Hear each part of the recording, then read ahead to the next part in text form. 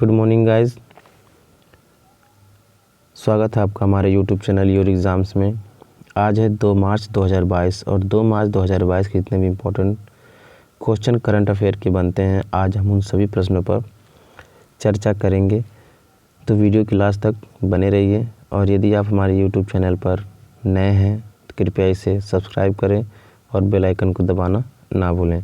आइए देखते हैं आज का पहला क्वेश्चन। अंतर्राष्ट्रीय महिला सप्ताह दिवस कब से कब तक मनाया जाता है? अंतर्राष्ट्रीय महिला सप्ताह दिवस कब से कब तक मनाया जाता है? तो आपका सही ऑप्शन है 1 मार्च से 8 मार्च तक। महिला और विकास मंत्रालय 1 मार्च से अंतर्राष्ट्रीय महिला सप्ताह दिवस को आज़ादी का अमृत महोत्सव के एक भाग के रूप में एक प्रतिष्ठित सप्ताह के रूप में मनाता है। 2 मार्च वाले कार्यक्रमों का फोकस संकट में महिलाओं की सहायता में वन स्टॉप सेंटर द्वारा निभाई गई भूमिका पर होगा। 3 मार्च 2022 को उत्सव का विषय कल की महिला होगा। आगामी माह की 4 और 5 तारीख को भोपाल में बाल अधिकार से संबंधित समसामयिक मुद्दों पर राज्य बाल अधिकार संरक्षण आयोग के साथ 2 दिवसीय राष्ट्रीय कार्यशाला का आयोजन किया जाएगा। 7 तारीख को स्कूल न जाने वाली लड़कियों को समर्थन देने पर ध्यान केंद्रित करते हुए बैक टू स्कूल अभियान शुरू किया जाएगा और 8 मार्च को नारी शक्ति पुरस्कार दिया जाएगा। सभी राज्यों और केंद्र शासित प्रदेशों के महिला पुरुष प्रतिनिधियों के लिए अंतर्राष्ट्रीय महिला दिवस का भी आयोजन किया जाएगा। देखते हैं नेक्स्ट क्वेश्चन। एनएसओ ने 2021-22 में भारत के सकल घरेलू उत्पाद की वृद्धि को कितने प्रतिशत पर अनुमानित किया है? तो आपका सही ऑप्शन है ऑप्शन नंबर सी 8.9%। राष्ट्रीय सांख्यिकी कार्यालय नेशनल स्टैटिस्टिकल ऑफिस यानी एसओ ने राष्ट्रीय खातों का दूसरा अग्रिम अनुमान जारी किया। 2021-22 में एनएसओ के अनुसार जीडीपी विकास दर का अनुमान 8.9% है। पहले ये अग्रिम अनुमानों में 9.2 था। देखते हैं नेक्स्ट क्वेश्चन। पैरा तीरंदाजी विश्व चैंपियनशिप में रजत पदक जीतने वाली पहली भारतीय महिला खिलाड़ी कौन बनी है? तो आपका सही ऑप्शन है option number A Puja Jatyan. Para archer Puja Jatyan ने इतिहास रच दिया है क्योंकि वह दुबई संयुक्त अरब अमीरात में पैरा वर्ल्ड चैंपियनशिप के एक व्यक्तिगत वर्ग में रजत पदक जीतने वाली पहली भारतीय महिला बनी। वह फाइनल में इटली की पैट्रिली विंसेजा से हार गई और रजत पदक से संतुष्ट हुई। भारत ने अपने अभियान का अंत 2 रजत पदकों के साथ किया जो देश के लिए पहला था। Next question. हाल ही में महान स्पिनर सन्नी रामधीन का निधन हुआ। वे किस देश के खिलाड़ी थे? हाल ही में महान स्पिनर सन्नी रामधीन का निधन हुआ। वह किस देश के खिलाड़ी थे? तो आपका सही ऑप्शन है ऑप्शन नंबर ए वेस्ट इंडीज। वेस्ट इंडीज के महान स्पिन गेंदबाज सन्नी रामाधीन का 92 वर्ष की आयु में निधन हो गया। वह उस टीम का हिस्सा थे जिसने 1950 में इंग्लैंड में अपनी पहली विदेशी श्रृंखला जीती। 1960 के दशक के अंत में खेल से संन्यास लेने के बाद वह इंग्लैंड चले गए। Next question. रसायन और उर्वरक मंत्रालय के द्वारा 1 मार्च से 7 मार्च 2022 तक कौन सा दिवस मनाया जाएगा? रसायन और उर्वरक मंत्रालय के द्वारा 1 मार्च से 7 मार्च तक कौन सा दिवस मनाया जाएगा? तो आपका सही ऑप्शन है ऑप्शन नंबर ए जन औषधि दिवस। ठीक, रसायन और उर्वरक मंत्रालय 1 मार्च से 7 मार्च 2022 तक जन औषधि दिवस का आयोजन करेगा। 7 मार्च 2022 को चौथा जन औषधि दिवस मनाया जाएगा। चौथे जन औषधि दिवस का विषय जो होगा वो जन औषधि जन उपयोगी। चौथे जन औषधि दिवस का जो विषय होगा वो जन औषधि जन उपयोगी होगा। सरकार ने मार्च 2025 के अंत तक प्रधानमंत्री भारतीय जन औषधि केंद्रों की संख्या को बढ़ाकर 10,500 करने का लक्ष्य रखा है।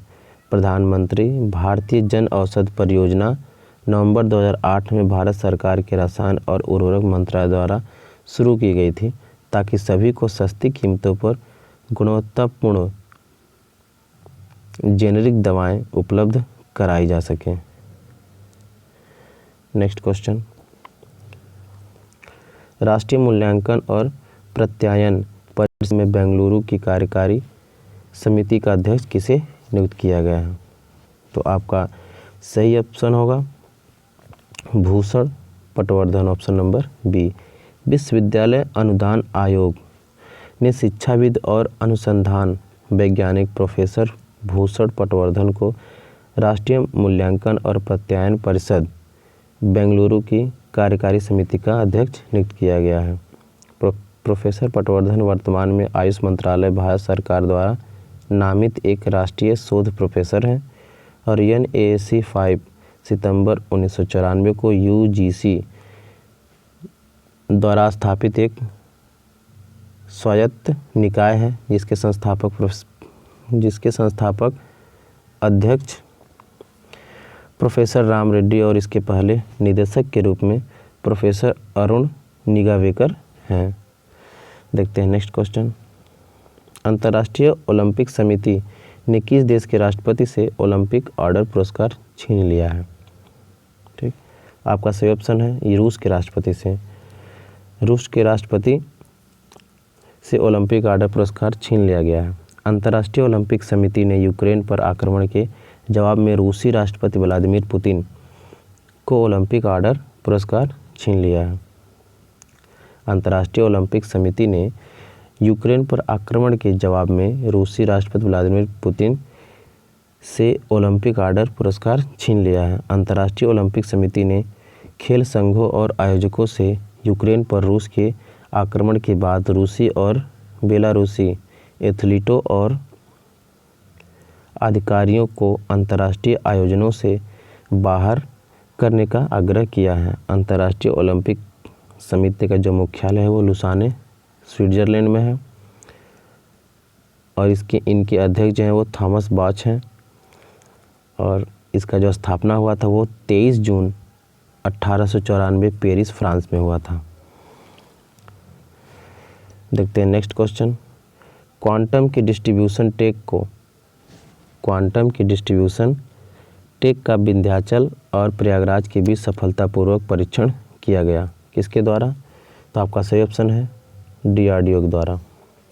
देश में पहली बार वैज्ञानिकों की टीम रक्षा अनुसंधान और विकास संगठन और भारतीय प्रौद्योगिकी संस्थान दिल्ली ने उत्तर प्रदेश में प्रयागराज और विंध्याचल के बीच 100 किलोमीटर से अधिक फैले क्वांटम की डिस्ट्रीब्यूशन लिंक का सफलतापूर्वक प्रदर्शन किया। क्वांटम की वितरण एक सुरक्षित संचार तकनीक विधि है, ठीक, जो क्रिप्टोग्राफिक प्रोटोकॉल के निर्माण के लिए क्वांटम भौतिकी का उपयोग करती है। DRDO की स्थापना 1958 को और अध्यक्ष G सतीश रेड्डी जी हैं। DRDO का आदर्श वाक्य बलस्य मूलम विज्ञानम है। इसका मुख्यालय दिल्ली के राष्ट्रपति भवन के निकट ही सेना भवन के सामने DRDO भवन में स्थित है। देखते हैं नेक्स्ट क्वेश्चन, गूगल ने किस देश में प्ले पास सब्सक्रिप्शन सेवा शुरू करने की घोषणा की है? गूगल ने किस देश में प्ले पास सब्सक्रिप्शन सेवा शुरू करने की घोषणा की है? तो आपका सही ऑप्शन है भारत में। गूगल ने भारत में प्ले पास सब्सक्रिप्शन सेवा शुरू करने की घोषणा की है। एंड्रॉयड डिवाइस उपयोगकर्ताओं को विज्ञापनों इन ऐप खरीदारी का अग्रिम भुगतान के बिना 1000 से अधिक एप्लीकेशन और गेम तक पहुंच प्रदान करेगी। गूगल के CEO सुंदर पिचाई हैं। स्थापना 4 सितंबर 1998 को हुआ था और मुख्यालय माउंटबेटन कैलिफोर्निया में है। देखते हैं नेक्स्ट क्वेश्चन, किस बैंक ने ओडिशा में प्रोजेक्ट बैंक सखी लॉन्च किया है? किस बैंक ने ओडिशा में प्रोजेक्ट बैंक सखी लॉन्च किया है? तो आपका सही ऑप्शन होगा option number B, bank of Maharashtra. सार्वजनिक क्षेत्र के ऋणदाता बैंक ऑफ महाराष्ट्र ने ऑनलाइन बैंक खाता खोलने के लिए महाग्राम और Sunivesh India finance services private limited के सहयोग से ओडिशा में प्रोजेक्ट बैंक सखी शुरू करने की घोषणा की है। ठीक, बैंक ऑफ महाराष्ट्र का मुख्यालय पुणे में है। बैंक ऑफ महाराष्ट्र के सीईओ एएस राजीव हैं, जो 2 दिसंबर 2018 को बने। बैंक ऑफ महाराष्ट्र की स्थापना 16 सितंबर 1935 को हुई थी। आइए देखते हैं स्टेट बैंक ऑफ इंडिया के बारे में। 1 जुलाई 1955 को इंपीरियल बैंक का नाम बदलकर स्टेट बैंक ऑफ इंडिया रख दिया गया था। तब से हर साल 1 जुलाई को एसबीआई की देश विदेश शाखाओं में बैंक का स्थापना दिवस मनाया जाता है। इसका मुख्यालय मुंबई में है और भारतीय स्टेट बैंक के सीईओ दिनेश कुमार खारा हैं। ठीक, अब देखते हैं bank of Baroda. Bank of Baroda का मुख्यालय अलकापुरी वडोदरा गुजरात में है। स्थापना 20 जुलाई 1908 को हुआ था तथा बैंक ऑफ बड़ौदा के सीईओ श्री संजीव छाड़ा जी हैं। देखते हैं नेक्स्ट क्वेश्चन। किस देश ने दुनिया के सबसे बड़े महाबली विमान का जो महाबली विमान मरिया है उसको नष्ट कर दिया है? किस देश के सबसे बड़े किस देश ने दुनिया के सबसे बड़े महाबली विमान मरिया को नष्ट कर दिया है? तो आपका सही ऑप्शन है ऑप्शन नंबर ए, रूस। रूस ने यूक्रेन के एंटोनोव 225 कार्गो विमान नामक दुनिया के सबसे बड़े विमान को नष्ट कर दिया। हथियार निर्माता यूक्रोबोरोनप्रोम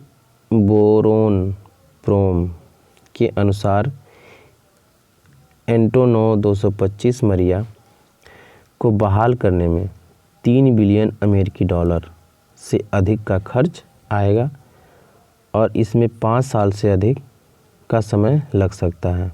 अर्थात जो दुनिया के सबसे बड़े महाबली विमान मरिया का फिर से मरम्मत किया जाए तो उसको फिर से बनाने में 3 बिलियन अमेरिकी डॉलर से अधिक का खर्च आएगा और लगभग इसे बनाने में 5 साल का समय लग सकता है। एंटोनोव 225 का मूल मिशन और उद्देश्य लगभग संयुक्त राज्य अमेरिका के शटल कैरियर एयरक्राफ्ट के समान है। एंटोनोव 225 के प्रमुख डिजाइनर जो हैं वो विक्टर टॉलमाचेव थे। एंटोनोव 225 के मुख्य डिजाइनर जो विक्टर टॉलमाचेव थे। ये 84 मीटर लंबा था, ठीक, और 850 किलोमीटर प्रति घंटे की गति से 250 टन का माल परिवहन कर सकता था। यह 1985 को बना था तथा इसका पहला जो उड़ान है वो 21 दिसंबर 1988 को हुआ था। तो ये थे आज के करंट अफेयर के कुछ इम्पोर्टेंट क्वेश्चन जिस पर हमने चर्चा किया। उम्मीद करता हूँ आपको वीडियो पसंद आया होगा। Thank you for watching this video. Please subscribe my channel your exam और इस वीडियो को लाइक, शेयर और कमेंट करके सपोर्ट करिए। Thank you.